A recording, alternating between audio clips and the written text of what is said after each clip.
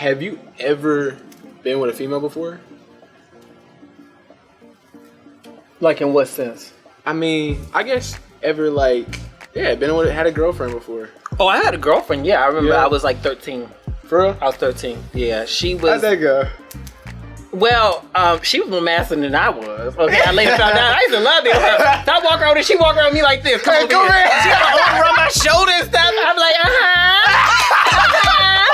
He's like, yes, boo. Yes, boo. Don't have it. Give me. Oh, I like that. I'm like, oh, yes, boo. Oh, I love it. Yeah, no, that's for real, though. Yeah. But no, I had a girlfriend, and that just was obviously, it was not working. That same year, I met this dude in school, okay, and I remember this because he was her friend. Yeah. And I remember I was walking in the hallway. You know those shoes, FUBU that they used to have out? You heard of FUBU? Yeah, I've heard of FUBU. And so I had these shoes. I remember it was yellow and black. Oh, I was dripping. You was dripping that day. It was like a little private school. Yeah. And so I was wearing my uniform, and so that stood out. That's how we had our sensitive expressions with our shoes. So I'm walking in the hallway, and I switch when I walk, honey. I let my hips stir up the juices. You see what I'm saying? Stir up the goodness, all right? That's what I do. He's like, I like your shoes. And he had to have been like 2 years older. So if I was 13, he was 15. And I was like, huh? Cause he was on the, he was kind of like, he was hood. He was hood. I liked it though. And so I said, for real? And he's like, mm-hmm. And then so I kept on walking. And he was like, what you doing on this weekend? What you doing on Monday? I was like, school. He's like, we don't have school on Monday. It was like one of those, they had the Mondays off for teachers or something. And so I was like, oh, okay. He's like, here, here's my phone number. We ain't had cell phones. Here's my phone number. He wrote down a little sheet of paper. Wait, y'all had pages back? Is that what it was? No. That's the 80s. No, this was I thought she was that. No, keep going. So anyway, so he wrote it down, tore it off the little sheet of paper. And I remember I got home that night. Mm-hmm.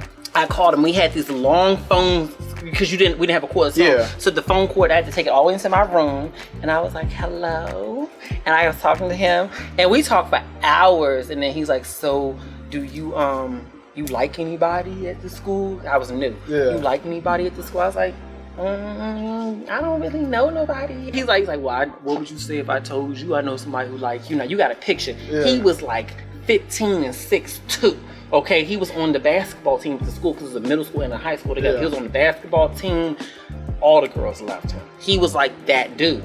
And then so I was like, well, I don't know who liked me. I'm asking. Yeah. Right? And by the time it was like 1 o'clock and my heart is pounding. It's pounding. And he was like, how would you feel if I told you it was me? When I tell you, oh my God, my heart jumped out of my chest because this was the first time that a guy told me that he liked me. Yeah. I knew I like guys, but it felt good. Because when you grow up gay, I felt ashamed. I felt like something was wrong with me. I wasn't like your dad or your uncle, my two brothers. I wasn't like them. So I always felt like there was something less than enough about me. And I was like, this feels good. This feels right for me. And he's the most popular, most handsome guy in school. Okay? And then that became my first boyfriend. That was my first boyfriend, yes. And he used to fight for me. Whenever somebody said something crazy about me, oh, honey, he was throwing hands. So let me ask you another question. So, like, growing up, when you kind of like, when you're envisioning, your future, my dad and my uncle, they was probably talking about, I'm going to get a wife and stuff like that. You hear kids at school, they was probably saying the same thing. They was running through those girls. They weren't married. No, was running through them. Child, I felt bad for any of those girls who came across my brothers. They was running through them. Poor girls. But go ahead. Nah, but, in theory. In theory. Nah, but like, did you feel off about that? Like, growing up? I felt more off about being with a woman. It was no offense to women, but it just didn't feel right for me. Yeah. You know what I mean? Like, when girls would flirt with me, I'd be like, you know what I mean? I was like, it just didn't feel right for me. I was like, this don't even feel. And so to me, I felt more off about the fact that I lived in a society that didn't accept me than I felt about the fact that I was gay. I remember at the time I was doing backup singing for this gospel thing at the time. I was like, it was something I did after school. And I'm back there at some church. We always see these big mega churches. And there was this young preacher who was there because backstage when I met him. Yeah. I was like, this dude's a queen, his doggone self. So anyway, we go out there and I'm out there, they doing a little altar call. I'm doing my little doo-wop pop, just, back there. That's what she was doing back there. I'm doing my little doo-wop pop. And so I'm doing that back there. And then so next thing I know, he says, the Spirit of God is speaking to me today, and I'm going to deliver somebody today. And so I'm thinking he's just going to pull some random from the audience. You know what I mean? Because real talk, sometimes they had those people already planned. I'm just telling you. Yeah. Anyway, so I'm doing my drop pop pop. Next thing I know, he's coming towards me. Puts his hand square on my forehead. God is telling me the spirit of homosexuality needs to be rebuked today. And I felt embarrassed because I'm in front of 1,000 people at least. I felt betrayed. I didn't know him like that, but I just felt like, why would you do this to me? You know?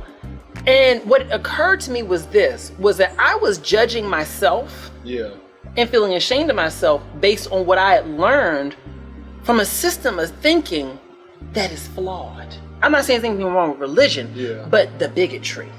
That mindset. I was like, I'm not going to judge myself according to this because this dude was gay himself. He hates himself if he's doing this to me. That's messed up. And so I said, I'm going to accept myself. Wait, how old were you when that? I was 14. You was 14. I was probably 14, 15. That little stretch of years was really pivotal. Wow. It was really pivotal for me because it helped me to really just embrace myself. But you know what helped a lot? Mama C. Mama C's my mom. I remember she came into my room. It was a Sunday morning. I had to have been 14, 15 years old at this time, probably about 15. Yeah. She came in the room. It was a Sunday morning. My mother's not the most outwardly emotional person. Very caring though, but not outwardly emotional. So she sits on the bed beside me, woke me up. I've been on the phone all night with my boyfriend. As I get up, I'm thinking she went mad for being on the phone all night. I'm like, yeah, Mom. I get up. I get up. I'm like, yeah. I'm like, yes. And she's like, I just want to let you know. She's crying. I just want to let you know that if anybody in our family or elsewhere ever got anything to say about you, I will cut off that relationship with them before I ever judge you or make you feel less than. Just know you are first, and no matter what anybody says, I will always choose you over that. And I knew in that moment, I said, if my mother can put me first and tell me I'm enough and I'm good enough and I'm okay in my mother's eyes, who cares what everybody else? Who cares? I didn't care about what sisters. Ain't she the truth? She a real one. She a real one, you know? And I said, I don't care what nobody said. Because I had a loving parent at home, I knew I could be whoever I wanted to be. And that's why I'm very, very, very, I try my best to be as accepting as possible of you and your love of, honey, if you a big booty MILF, honey, watch out, Marco on the crowd. Oh Lord. No, but for real, I don't judge you. I don't, you know, my thing is because I know that what it meant for me to know that when I came home at night, I had a parent. We're here burning this stuff, but I'm listening. I knew that when I came home at night that I had a parent who was in my corner, and so the world didn't mean nothing. Yeah. You know, but what about you for yourself? When you think about your future, how do you envision it? I want an ambitious woman. Real talk though, like having someone that is just working towards something at least, you know, like, cause I couldn't imagine myself, you know, with someone that like is always like just wanting my time 24/7, like that just needy, and then like they got nothing going for themselves, so that's why they needy like that. Yeah, and what it does and what it'll do, you know, it'll set me back, and I can't have that. And that's probably my biggest priority. Another big trait, you know, of course, I like the physical attraction. I like physical attraction, you know. You gotta look at it before you even hear exactly. Talk. So you need to like look at it. She gotta look good. She gotta look good. Absolutely. She gotta look presentable. You keep yourself together. And I'm gonna tell you this right now. This may sound superficial, but a woman is a part of your brand, not just professionally, but how you look going out into the world.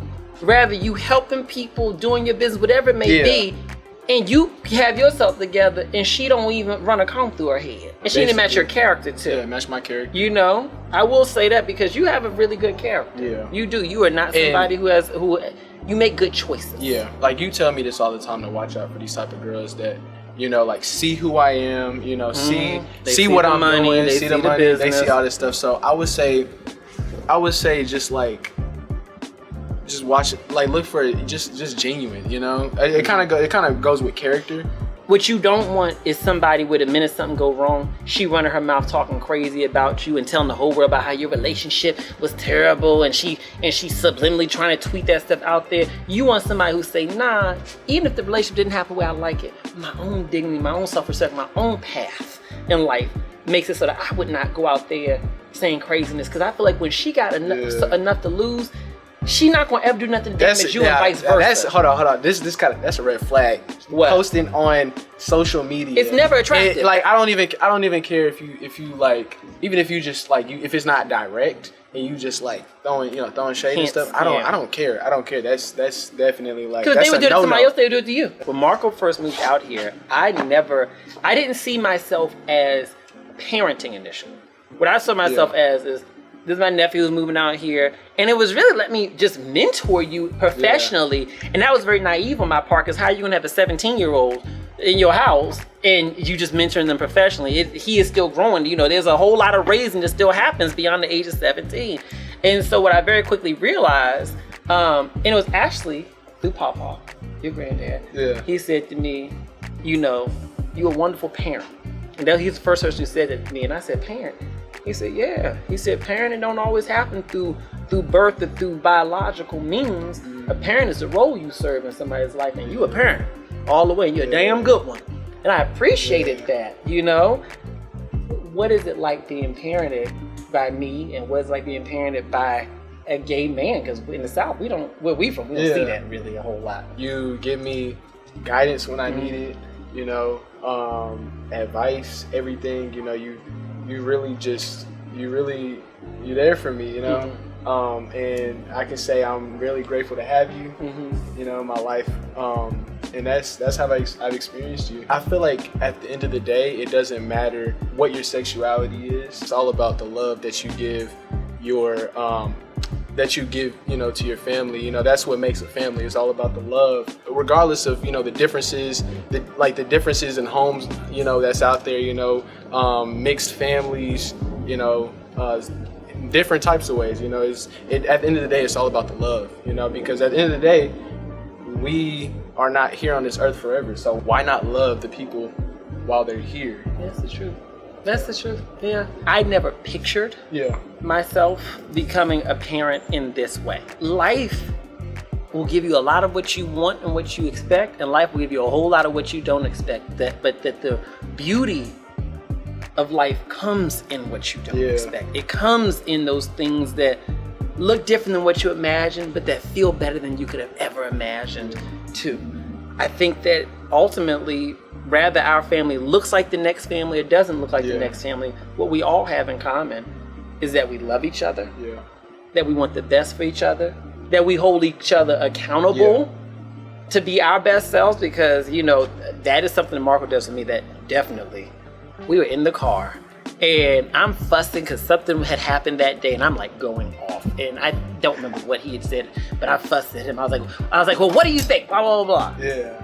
And he stops me right there. You are taking this out on me.